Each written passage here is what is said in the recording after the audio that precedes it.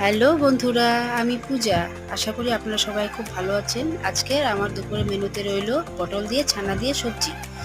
প্রথমে কড়াইটা বসিয়ে দেবো। কড়াই বসানোর পরে কড়াইটা গরম হয়ে গেলে তেল দিয়ে পটলটা ভেজে নেব। পটল ভাজা হয়ে গেলে কড়াইয়ে তেল দিয়ে শুকনো লঙ্কা, তেজপাতা সম্বার দিয়ে জিরে দিয়ে আলুটা ভেজে নেব। আলুটা ভাজা হয়ে গেলে টমেটো বাটা, জিরে বাটা, লঙ্কা বাটা, শুকনো লঙ্কার গুঁড়ো দিয়ে নাড়িয়ে চাড়িয়ে একটু ছানা দিয়ে দেব। ছানাটা ভেজে নেব। এবার ছানা ভাজা হয়ে গেলে এতে একটু এলাচ দারচিনি এবার দিয়ে দেবো। এলাচ দারচিনি দেওয়া হয়ে গেছে, এতে একটু ভাজা ভাজা করে নিয়ে এবারে পটলটা দিয়ে দেবো।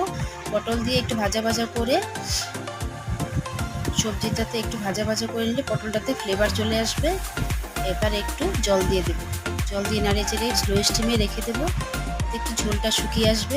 ঝোলটা শুকিয়ে আসলে এতে ঘি দিয়ে নাড়িয়ে চাড়িয়ে এবারে নামিয়ে দেব।